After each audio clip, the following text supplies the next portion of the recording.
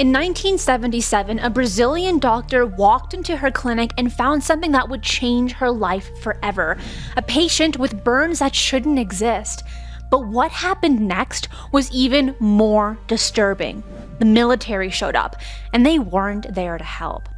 Before I tell you what the military found, you need to understand this isn't just another UFO story. This is Colares, Brazil, the only case where a government officially documented UFO attacks on civilians with records, military photographs, and a twist that would change everything we thought we knew about UFO encounters.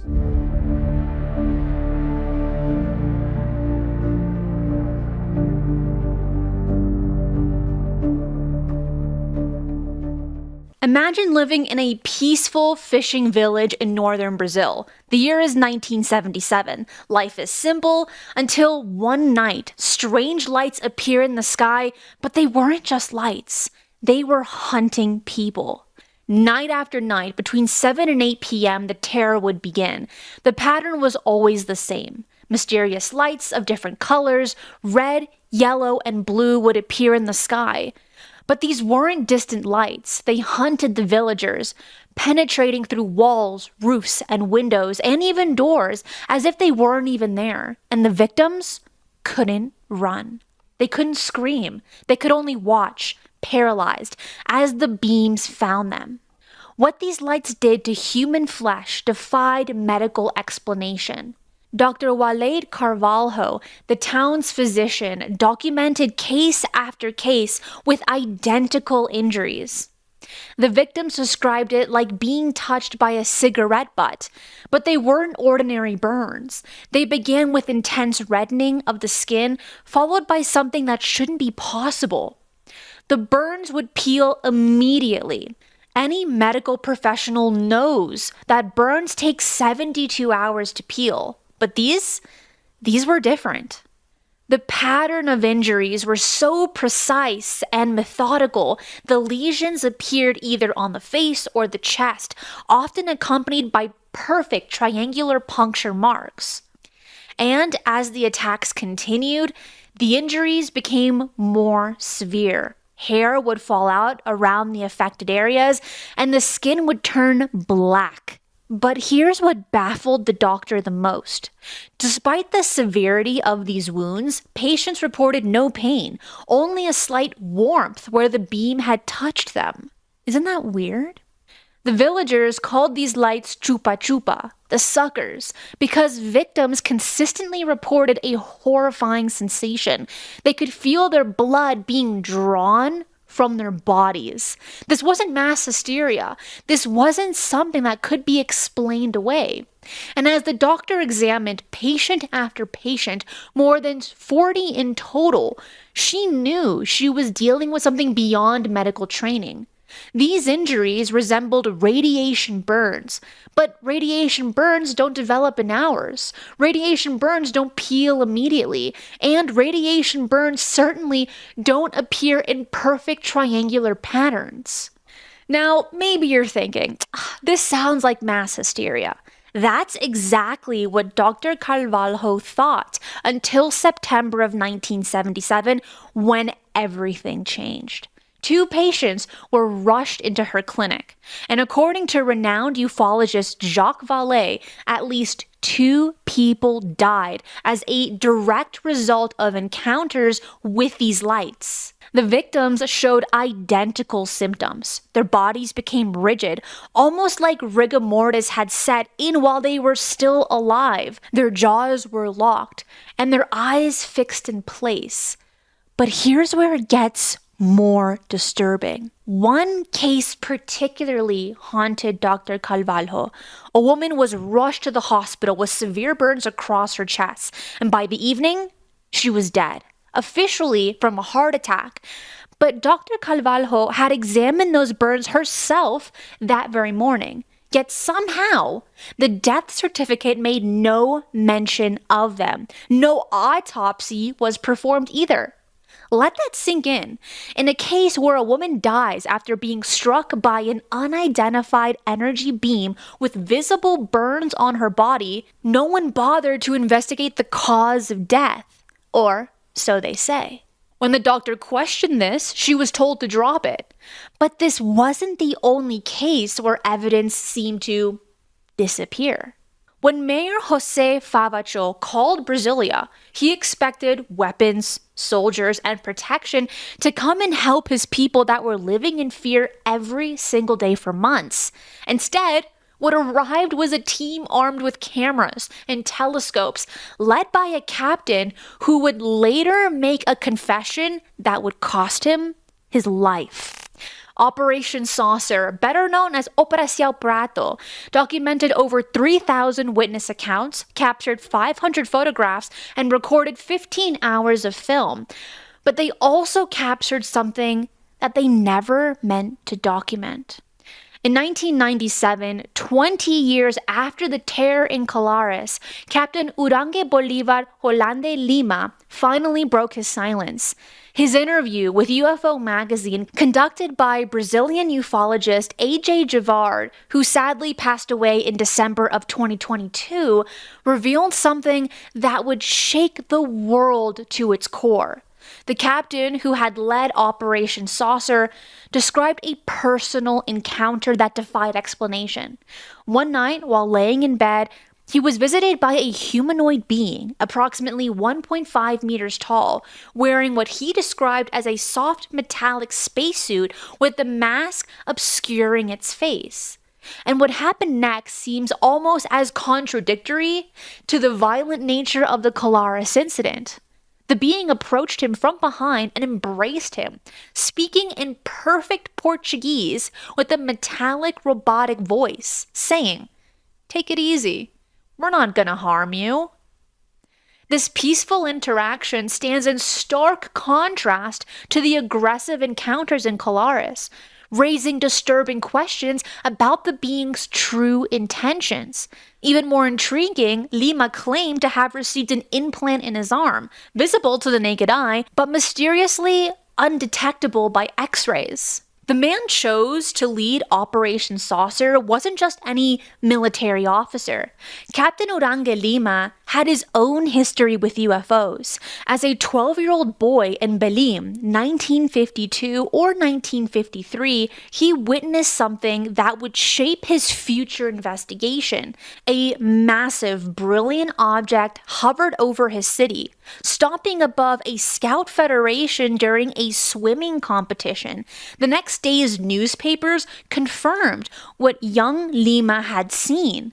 But when he took command of Operation Saucer 25 years later, he wasn't that wide-eyed boy anymore. He stated in the interview, "I went in as a skeptic. I was determined to demystify this, to prove it was just collective hallucination, or maybe owls reflecting moonlight." Sounds something out of Project Blue Book if you ask me. But what he found instead would haunt him for the rest of his life. Dr. Carvalho's story represents perhaps the most compelling testament to the reality of these events.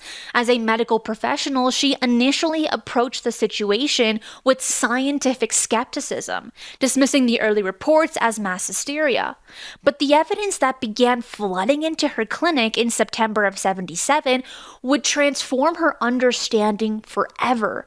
Patient after patient arrived with identical symptoms: strange burns that peeled almost instantly, unlike typical burns that take 72 hours to show such effects, puncture wounds in precise triangular patterns, and unexplainable paralysis.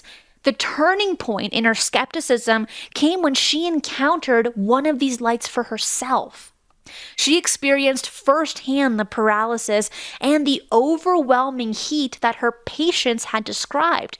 The personal experience transformed her from a skeptic into one of the most credible witnesses of the Colares incident. However, her dedication to documenting these cases came at a significant personal cost.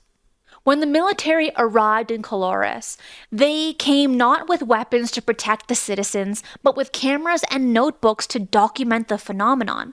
Operation Saucer conducted an extensive investigation spanning 4 months. Yet despite this mountain of evidence, the official conclusion attempted to dismiss everything as mass hysteria and bat bites. But how can you get a bat bite in a perfect triangle? Your guess is as good as mine. The military's pressure on the doctor became intense. They demanded that she tell her patients their experiences were all in their heads. But having witnessed the phenomenon herself, she refused to perpetrate what she knew to be a lie. In an act of defiance and protection, she burned all of her patients' documentation, fearing the military would confiscate and suppress the evidence. One of the most haunting accounts came from Claudumia Rodriguez, a 35-year-old resident of Colores. On October 18, 1977, at 11 p.m., while sleeping in her hammock alongside her cousin and children, she experienced something terrifying. The town's electricity had been cut off at 10 p.m., plunging everything into darkness. Suddenly, a strange light appeared, moving across her body like a lantern. When it struck the left side of her chest, she felt a sucking sensation. The light then moved to her right hand, creating a sensation like a needle prick. The entire body became paralyzed. She couldn't even scream for help. The room was filled with an eerie greenish light, and she felt a strange lethargy come over her. But some residents tried to fight back. At 7:30 p.m. the next evening, Antonio de Oliveira, a 53-year-old cabinet maker, spotted a reddish-yellow light moving above the trees near his house. When the object suddenly stopped and emitted 3 rapid blue light beams toward the village, Antonio did something remarkable. He fired 2 shots at it with his gun. Usually that's a horrible idea, but Antonio got lucky. Others weren't so lucky, which we'll get into a little bit later.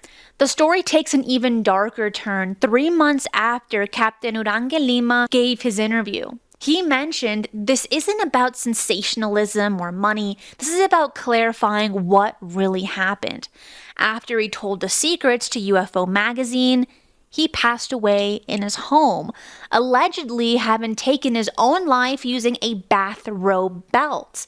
However, those who knew him questioned this official explanation. Friends and family insisted he had been excited about sharing his experiences and showed no signs of despair.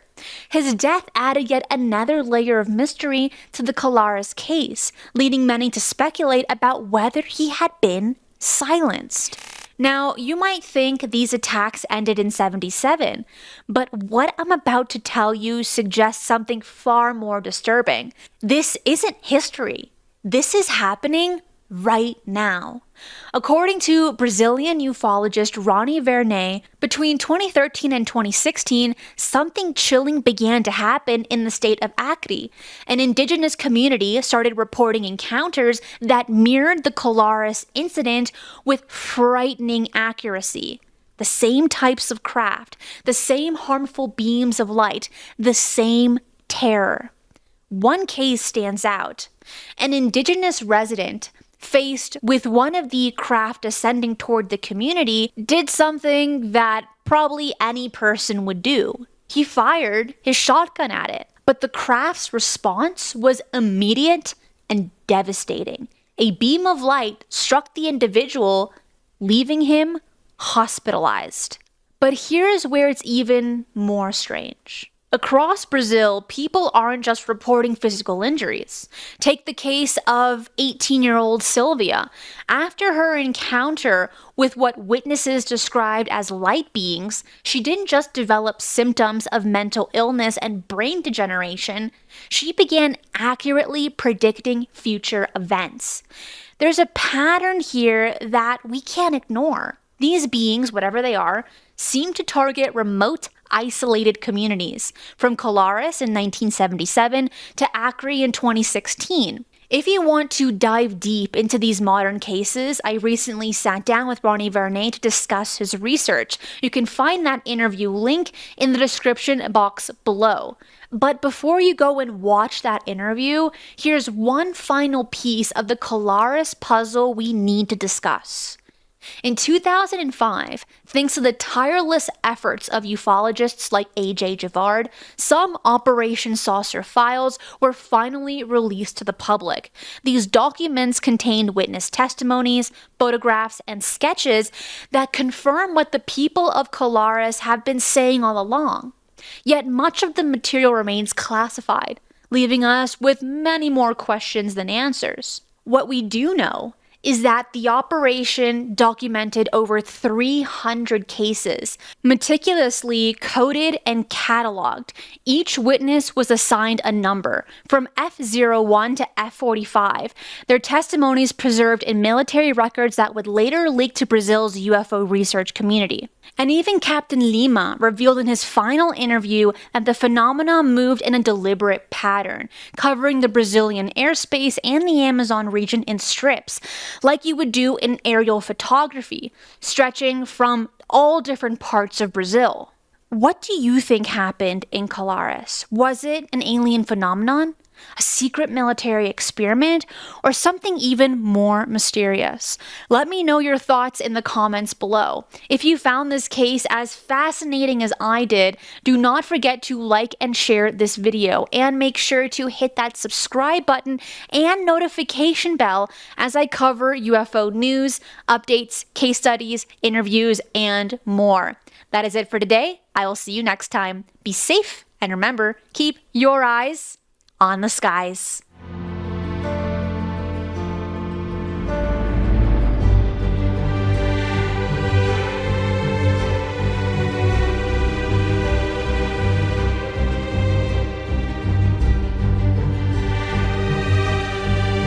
If you enjoy the strange and the mysterious, UFOs, the paranormal, and cryptids, this channel is for you. So make sure to subscribe, as I do 3 videos right here every single week, and hit that notification bell so you do not miss any of the bonus content I post right here.